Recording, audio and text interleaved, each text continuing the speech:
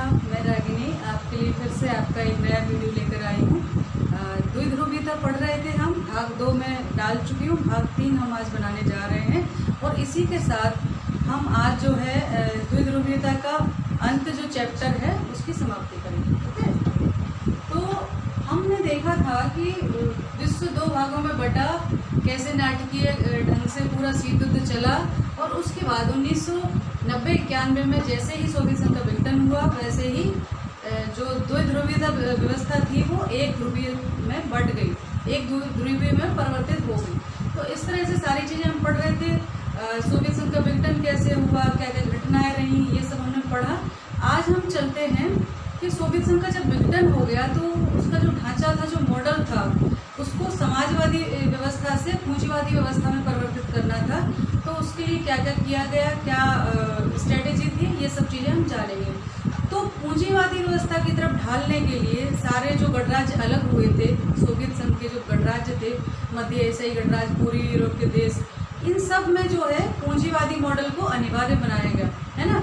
और जिस समाजवादी व्यवस्था के लिए ये क्रांति हुई थी 1917 में, मैंने बताया था, उसको छोड़कर फिर से ये पूंजीवाद की तरफ मुड़ गए।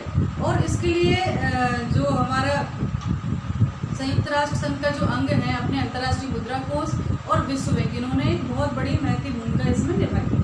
तो हम चलते हैं कैसे इन्होंने परिवर्तित किया। तो एक सिद्धांत दिया था इन्होंने, शॉक थेरेपी, है ना। शॉक थेरेपी दिया था। शॉक थेरेपी का अर्थ होता है आघात पहुंचाकर उपचार करना, यानी जो व्यवस्था थी उनकी उसको समाप्त करना था, जो व्यवस्था थी उनकी समाजवादी व्यवस्था उसको नष्ट करना था और नई व्यवस्था को खड़ा करना था। तो कैसे? आघात पहुंचाकर। शॉक थेरेपी के द्वारा उन्होंने इस व्यवस्था को परिवर्तित किया और इसमें क्या था, समाजवादी व्यवस्था को पूंजीवादी व्यवस्था में ढाला गया, है ना, ढालना था उनको। और इसने सहायता दी अंतर्राष्ट्रीय मुद्रा कोष में और विश्व बैंक में, है ना। तो इन्होंने क्या किया कि उस व्यवस्था के लिए कोई बहुत ज़्यादा क्रमबद्ध तरीके से कोई प्लानिंग ऐसी नहीं बनाई थी। सीधे सीधे इनने था, जो है जहाँ है उसको वैसे ही हमें नष्ट करना है, पूरी तरह से ध्वस्त करना है पुराने ढांचे को, और नया ढांचा हमें खड़ा करना है। तो इस सारी चीज़ों के परिणाम क्या हुए? शॉक थेरेपी तो हमने जानी, शॉक थेरेपी करते आघात को पहुंचाकर ठीक करना, यानी कि पुरानी व्यवस्था थी उसको हमें नष्ट करना था और नई व्यवस्था खड़ी करनी थी। ठीक है, और इसमें सहयोग कर रहे थे अंतर्राष्ट्रीय मुद्रा कोष और विश्व बैंक। और इन्होंने पूंजीवादी व्यवस्था का मॉडल दिया था कि अब जो सोवियत संघ की समाजवादी व्यवस्था थी उसको खत्म करके और सारी व्यवस्थाएं जो है वो पूंजीवादी मॉडल की ओर ले जानी है। तो उसके लिए क्या हुआ कि परिणाम क्या रहे उसके, ये तो उन्होंने कर दिया, एक तरफा जो है कार्रवाई की, कुछ समय में ये सब कर दिया, लेकिन उसके परिणाम क्या हुए? शॉक थेरेपी के परिणाम जो है वो बहुत ही गंभीर परिणाम रहे हैं। और इसको जो है संक्रमण के दौर से गुजर रहे थे उस समय सारे जो गणराज्य थे, वो बहुत बेहद कष्टप्रद स्थिति से निकले, क्योंकि उनके लिए कोई प्लानिंग ऐसी तैयार नहीं की गई थी, पुरानी व्यवस्थाएं खत्म कर दी गई थी। और इस पूरी उसको गराज सेल के नाम से जाना जाता है, जो शॉक थेरेपी चली और पुरानी व्यवस्थाएं नष्ट की गई, तो इसको गराज सेल के, यानी जो बहुत बड़े बड़े उद्योग थे सोवियत संघ के या रूस के, उनके 90% उद्योगों को बहुत कम कीमत पर, औने पौने दामों पर बेच दिया गया। इससे उनको बहुत ज़्यादा हानि हुई। और जो रूबल था, रूसी मुद्रा थी रूबल, उसमें बहुत ज़्यादा गिरावट आई। और सामूहिक खेती की प्रणाली थी वहाँ पर, वो सामूहिक खेती की प्रणाली खत्म करके अब निजी भूमि, जो भूमि थी खेती की, वो पूंजीपतियों के हाथ में दी गई और उसको अपने तरीके से खेती करने के लिए कहा गया। इस तरह से सारा मॉडल बिखर चुका था सारे गणराज्यों में अपनी अपनी जगह पे, क्योंकि सभी को पूंजीवाद की तरफ रुख करना था। तो इतनी स्थिति खराब हो गई थी कि पुरानी व्यवस्था नष्ट हो गई थी, नई कुछ उनके सामने विकल्प थे ही नहीं। अब वो करें तो करें क्या? जो रूस में खाद्यान्न की सुरक्षा थी पहले कि सभी को भोजन मिलेगा, मिनिमम आवश्यकताओं की पूर्ति थी, वो चीज़ें खत्म हो गई। खाद्यान्न उनको आयातित करना पड़ा, खाद्यान्न का संकट उत्पन्न हो गया, क्योंकि अब सामूहिक खेती तो रही नहीं थी, अब तो पूंजीपति अपने हिसाब से जो उनको लाभप्रद लगता वो उत्पन्न कर रहे थे। और सारी जो समाज कल्याण की व्यवस्थाएं थी वो खत्म हो चुकी थी, सारा जो उनको मदद मिलती थी, है ना, जैसा कि उनका सिद्धांत था कि सब अपनी क्षमता के अनुसार कार्य करेंगे और आवश्यकता के अनुसार प्राप्त करेंगे, तो मिनिमम जो उनको मदद मिलती थी वो खत्म हो गई। तो लोग बहुत ज़्यादा गरीबी के दौर से गुजरे और जो मध्यम वर्गीय व्यक्ति थे, पूरा एक वर्ग था मध्यम वर्ग का, उसको बहुत हानि उठानी पड़ी। और जो बौद्धिक गतिविधियों से, अकादमिक गतिविधियों से जो लोग जुड़े थे वो या तो बिखर गए या पलायन कर गए। और इसी समय एक माफिया वर्ग जो है काम किया और उसने पूरी अर्थव्यवस्था को अपने हाथ में लेने की कोशिश की। तो कहने का अर्थ ये है कि ये जो परिणाम रहे उसके बहुत कष्टप्रद रहे, बहुत संक्रमण का काल जो था बहुत दिक्कतों से गुजरना पड़ा। और 1990 से 2000 तक पूरे 10 वर्ष तक जो है रूस और सारे गणराज्यों की व्यवस्था चरमराई रही। और 10 वर्ष बाद उन्होंने अपना विकास करना शुरू किया, है ना। और विकास करना भी किसके दम पर, चूंकि वहाँ पर खनिज संसाधन अच्छे थे, उनके पास तेल थे, प्राकृतिक गैसें थी, जिसके बल पर वो धीरे धीरे अपने आप को आगे बढ़ा सके। पर वो 10 साल उनके संक्रमण के बहुत कष्टप्रद साल रहे और कहीं ना कहीं उनको बहुत सारी परेशानियों का सामना करना पड़ा। और पूंजीवादी प्रणाली के लिए खेती व्यवस्था या अन्य व्यवस्थाओं को खत्म करके उन्होंने क्या किया, अधिक से अधिक व्यापार करो। व्यापार के लिए क्या, मुक्त व्यापार की नीति अपनाई, फ्री ट्रेड होना चाहिए और अपने आप को खुलापन लाना पड़ेगा, अर्थव्यवस्था में खोलना पड़ेगा। और मुद्रा का जो आदान प्रदान है, जो ट्रांसपोर्टेशन होना था, एक्सपोर्ट इंपोर्ट होना था, उसके लिए जो मुद्रा का था विनिमय वो सरल होना चाहिए। मुद्रा एक्सपोर्ट इंपोर्ट में कोई दिक्कत नहीं आना चाहिए। ये सारी चीज़ें उस समय चल रही थी। और विश्व बैंक और अंतर्राष्ट्रीय मुद्रा कोष ने इन राष्ट्रों को बहुत बड़ी संख्या में कर्ज भी दिया था कि ये अपनी व्यवस्था को आगे बढ़ाएं, ठीक है। तो ये शॉक थेरेपी थी और उसका परिणाम था। लेकिन सारा फोकस जो था वो अर्थव्यवस्था के ऊपर था, है ना।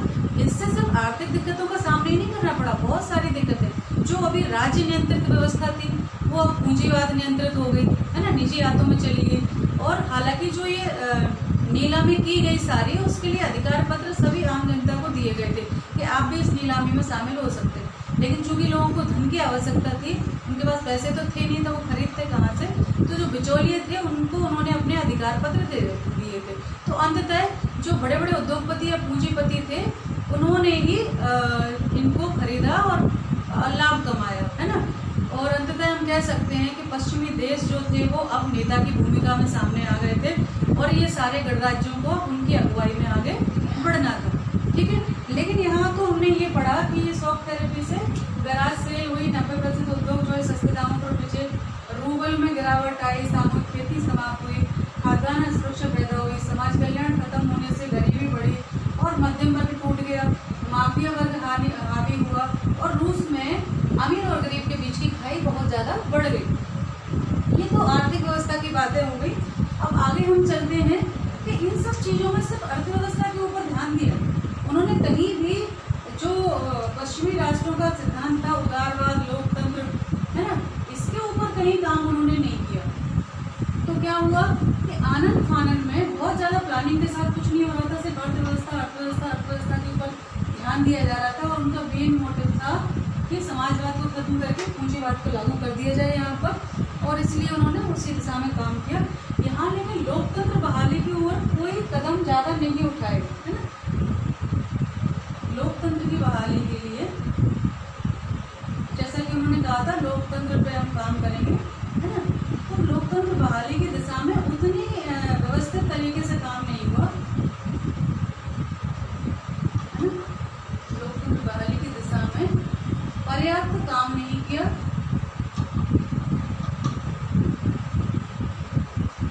नहीं हुआ। इसका परिणाम क्या हुआ? इसका परिणाम ये हुआ कि जो उनका संविधान था, ये सारे गणराज्यों का जो संविधान बनना था वो बहुत आनंद फानंद में बना, है ना। और इसके परिणाम ये हुआ कि ज़्यादा से ज़्यादा शक्तियाँ उन्होंने कार्यपाल की शक्ति जो है राष्ट्रपति के हाथ में दे दी और संसदीय व्यवस्था जो है कमजोर पड़ गई, ठीक है। कार्यपालिका शक्तियाँ किसके हाथ में हो गई? राष्ट्रपति की। बहुत अधिक शक्तियाँ इन्होंने इनको दे दी, ठीक है। कार्यपालिका शक्ति जो है वो राष्ट्रपति के हाथ में पहुंची, ठीक है,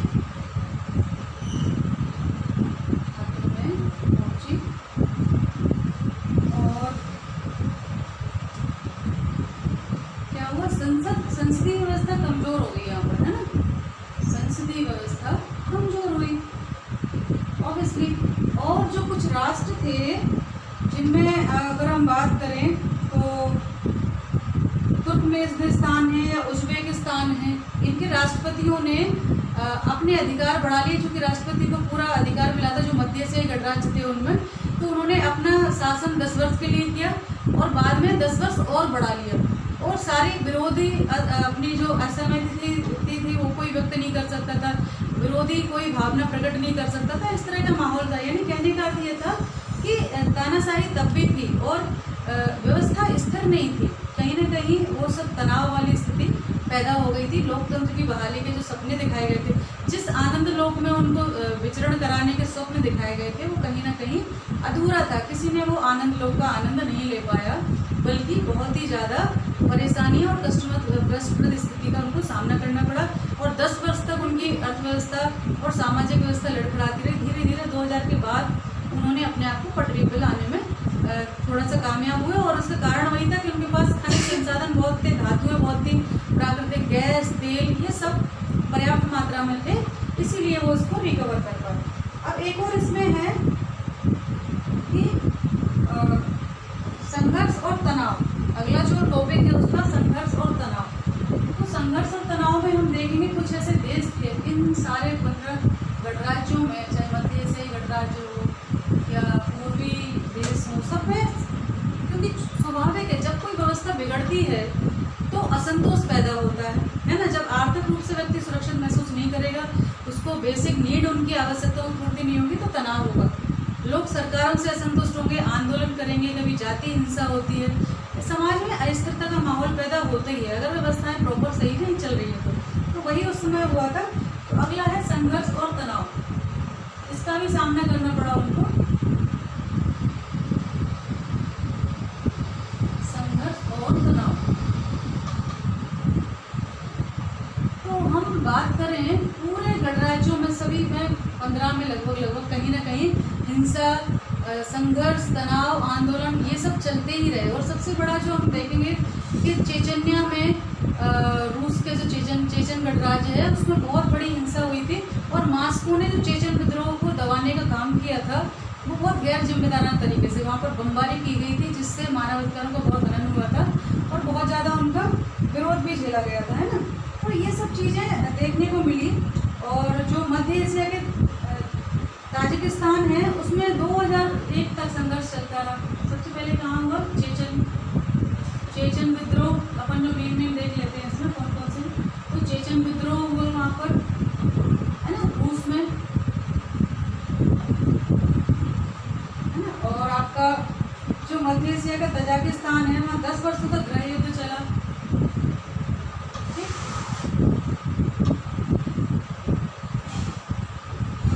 10 वर्षों तक गृह युद्ध चला। कहाँ पर?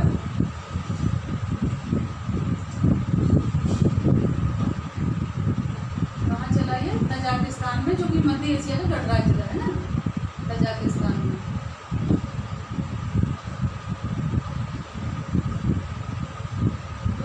तक लगभग यहाँ ये चलता रहा। और इससे क्या हुआ, बहुत सारे सांप्रदायिक संघर्ष पैदा हो गए थे यहाँ पर। इसी तरह से अजरबैजान का जो एक प्रांत है, वहाँ पर अर्मेनिया के जो स्थानीय लोग थे, उन्होंने विद्रोह किया और वो अर्मेनिया में शामिल होना चाहते थे। और इसी तरह से मध्य सारे जॉर्जिया, है ना, जॉर्जिया के भी 2 प्रांत अलग होना चाहते थे। जॉर्जिया के 2 प्रांत हैं, वो अलग होना चाहते थे, उन्होंने भी आंदोलन किया।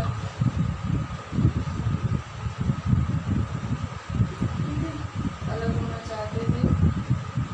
और जो पूर्वी देश था चेकोस्लोवाकिया, वो शांतिपूर्ण तरीके से 2 भागों में बढ़ गए, चेक गणराज्य और स्लोवाकिया। ठीक है, तो चेकोस्लोवाकिया में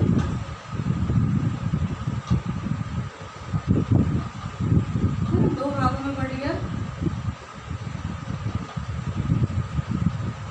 2 भागों में बटा, एक चेक गणराज्य और स्लोवाकिया। ठीक है, सबसे ज्यादा जो संघर्ष का सामना करना पड़ा वो यूगोस्लाविया को करना पड़ा, है ना, यूगोस्लाविया को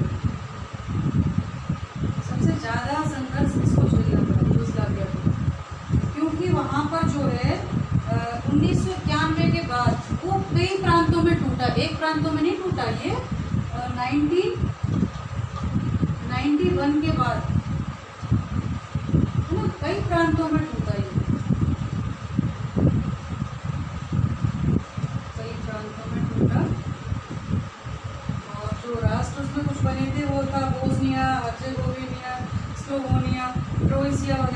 इस तरह के प्रदेश यहाँ से टूटकर अलग हुए। तो कहने का अर्थ ये है कि पूरे गणराज्यों में इन 10 वर्षों तक 90 से लेके तो 2001 तक संघर्ष चलता रहा। और संघर्ष का कारण क्या था?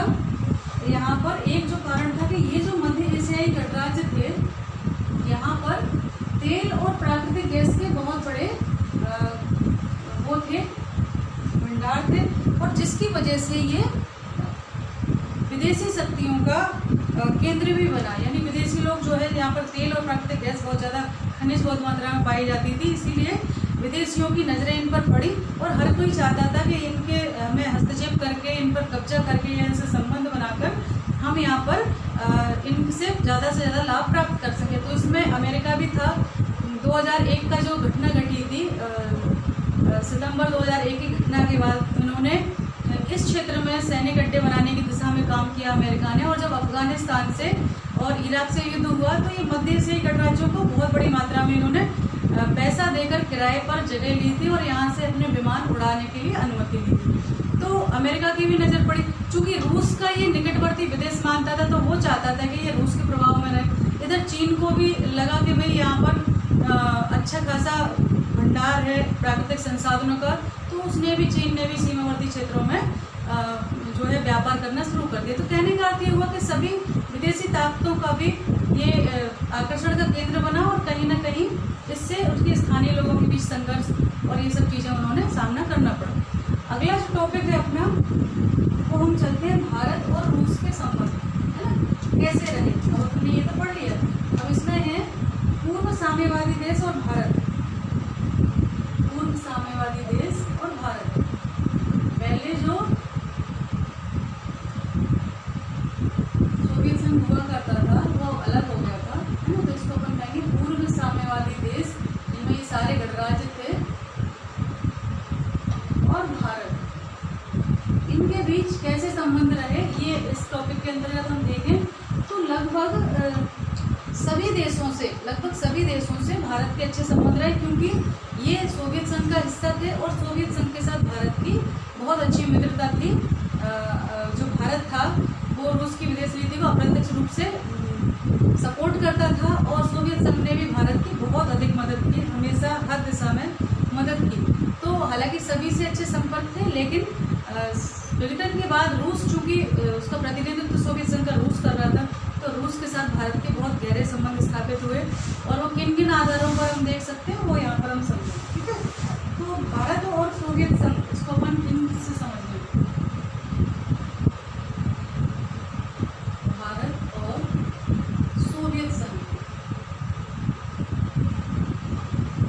इस टॉपिक के अंतर्गत हम देखेंगे कि किन किन मुद्दों पर हमें उनका सहयोग प्राप्त हुआ। तो पहला है आर्थिक,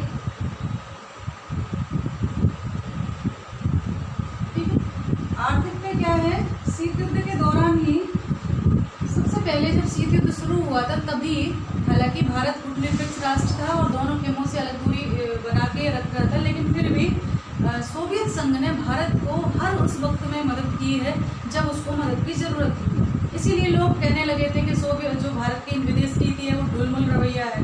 ये तो कहते हैं कि हम किसी गुट में शामिल नहीं होंगे और इधर ये सोवियत संघ के बहुत नज़दीक है। तो चूंकि उसने बुरे समय में हमारी सहायता की थी, तो वो हमारा बहुत परम मित्र था। और कैसे कैसे सहायता की थी, तो 4 बिंदु हैं जिनके आधार पर उनके सोवियत संघ के और भारत के रिश्ते गहरे होते हैं। पहला है आर्थिक। आर्थिक कैसे कि हमारे सभी जो बड़े बड़े प्रोजेक्ट हैं, जिसमें भिलाई, बोकारो, है ना, और आपका विशाखापट्टनम, है ना, विशाखापट्टनम और भेल, ये हमारे बहुत बड़े बड़े संयंत्र हैं, जो आधुनिक औद्योगिक संयंत्र हैं बहुत बड़े बड़े। इनको पूरी तकनीकी सहायता, आर्थिक सहायता देने में रूस का, सोवियत संघ का बहुत बड़ा हाथ था। और उन्होंने उस समय, जबकि भारत के पास विदेशी मुद्रा नहीं थी, विदेशी मुद्रा का भंडार नहीं था, तब उन्होंने हमारे साथ रुपए में लेन देन स्वीकार किया। यानी वो क्या करते थे, देते थे हमको रूबल में। हम सब जानते हैं कि उनकी मुद्रा हमसे कहीं ज़्यादा कीमती है, तो वो रूबल में हमको कर्ज देते थे और रुपए में उसको वापस लेते थे। ये कोई देश नहीं कर सकता कि ज़्यादा पैसा दें और कम पैसा वापस लें। तो आदान प्रदान शुरू किया। तो ये बहुत बड़ा उनका कहेंगे एक मित्र होने के नाते बहुत बड़ा फर्ज उन्होंने निभाया था। इसलिए आर्थिक संबंधों में बहुत बड़ी उन्होंने योगदान हमको दिया था। इसलिए भारत और सोवियत संघ के जो संबंध है वो बहुत गहरे। ठीक है, दूसरा है राजनीतिक। आर्थिक हो गया, दूसरा है राजनीतिक। तो राजनीतिक में हम देखेंगे कि उन्होंने कैसे हमें सपोर्ट किया। तो कश्मीर के मुद्दे पर, कश्मीर का हमारा मुद्दा था, जब पाकिस्तान उसको उठा के ले गया संयुक्त राष्ट्र संघ में, कश्मीर के मुद्दे पर हमेशा भारत का समर्थन किया, है ना। भारत का समर्थन किया संयुक्त राष्ट्र में, है ना। और हम जानते हैं कि उनको वीटो पावर प्राप्त थी। तो जब भी कोई ऐसा मुद्दा आता था, भारत के अगेंस्ट में कोई कार्रवाई होती थी, तो वो निषेधात्मक शक्ति वीटो पावर के द्वारा हमको हमेशा सुरक्षित रखते थे। और भारत भी उनकी जो विदेश नीति को अप्रत्यक्ष रूप से सपोर्ट करता। तो राजनीतिक रिश्ते भी हमारे बहुत अच्छे थे। उसके अलावा तीसरा जो है वो सैन्य में तो हम सब जानते हैं कि भारत के जितने भी बड़े बड़े युद्धपोत हैं, बड़ी बड़ी मिसाइलें हैं, एक तो बात करें तो सैन्य संबंधों में भारत और रूस के सैन्य संबंध बहुत ज़्यादा स्ट्रॉन्ग रहे हैं। भारत में जितनी भी मिसाइलें हैं, जितने भी युद्धपोत हैं, जलपोत हैं, पनडुब्बियाँ हैं, या जितने भी आधुनिक हथियार हैं, वो सब रूस की देन है, सोवियत संघ की देन है। भारत प्रारंभ से ही सोवियत संघ का बहुत बड़ा हथियारों का आयातक देश था और वहाँ से बड़ी संख्या में हथियार जो है खरीदे गए। उन लोगों ने हमको तकनीकी सहायता दी, वित्तीय सहायता दी और संयुक्त अभ्यास भी सिखाए हमारी सेना को। तो इस तरह से भारत के सैन्य संबंध बहुत स्ट्रॉन्ग हैं। उन्होंने समय समय पर हमको हमारी जो सैन्य व्यवस्था है उसको मजबूत किया। और जैसा कि उन्होंने वादा किया था कि आप हमें हिमालय की चोटी से पुकारेंगे और हम चले आएंगे, उस वादे को उन्होंने निभाया भी हमेशा। और 1971 के भारत पाकिस्तान युद्ध के समय उन्होंने बिल्कुल सेनाएं आगे बढ़ी थी, तभी कहीं जाकर स्थितियाँ संभली थी। तो कहने का अर्थ है कि जो सैन्य संबंध हैं भारत और सोवियत संघ के बहुत स्ट्रॉन्ग रहे। उन्होंने हमें हर तरह से मदद की है। और वर्तमान में भी जो रूस ने उसका स्थान लिया है सोवियत संघ का, तो रूस बहुत बड़ा एक्सपोर्टर है हमारे यहाँ हथियारों का, और आज भी अपन आए दिन वहाँ से खरीदी करते हैं। इस तरह से भारत के सैन्य संबंध बहुत घनिष्ठ है। सांस्कृतिक की हम बात करें तो भारत की जो हिंदी फिल्में हैं वो सोवियत संघ के सभी गणराज्यों में बहुत ज़्यादा लोकप्रिय हैं। हमारे जो हिंदी सिनेमा के विख्यात कलाकार हैं स्वर्गीय राज कपूर साहब या अमिताभ बच्चन जी, ये वहाँ पर घर घर में बहुत ज़्यादा फेमस है और बहुत लोकप्रिय हैं। यहाँ जैसे ही हिंदी फिल्में रिलीज होती हैं तो वहाँ पर पायरेसी के द्वारा बहुत बड़ी संख्या में सीडियाँ उपलब्ध होती थी। तो कहने का अर्थ है कि हमारे राजनीतिक, सांस्कृतिक, आर्थिक और सभी तरह के सैन्य संबंध बहुत घनिष्ठ हैं। इसीलिए भारत और रूस के संबंध हमेशा से स्ट्रॉन्ग रहे हैं। और जब ये विघटन हो गया, उसका रूस ने जब स्थान लिया, तो रूस ने भी वही शिद्दत के साथ, हालांकि सभी साम्यवादी देशों से हमारे संबंध अच्छे थे, पर रूस के साथ बहुत घनिष्ठता है। और 2001 में उससे जो हमारा समझौता हुआ है, जिसके तहत 80 समझौतों पर हस्ताक्षर हुए थे, है ना, 80 समझौतों पर हस्ताक्षर हुए थे। तो उसमें उन्होंने क्या सभी कुछ, कश्मीर का मुद्दा हो या हमारा हथियारों की खरीद हो या तेल का आयात हो, सभी कुछ में रूस के साथ हम बहुत आगे बढ़ रहे हैं। हालांकि अदर देशों में भी प्राकृतिक गैस के लिए और तेलों के लिए हमारे संबंध बन रहे हैं। तो इस तरह से हम देख सकते हैं कि भारत और सोवियत संघ के संबंध या सोवियत संघ के बाद पूर्व साम्यवादी जो गणराज्य थे उनके साथ या रूस के साथ बहुत गहरे संबंध है। इसी के साथ ये दो ध्रुवीयता का जो अंत था वो चैप्टर समाप्त हुआ। आप लोग कैसा लगा ज़रूर बताएं और सब्सक्राइब करें ज़्यादा से ज़्यादा, जिससे जैसे वीडियो डालूंगी वैसे आप तक पहुँचे।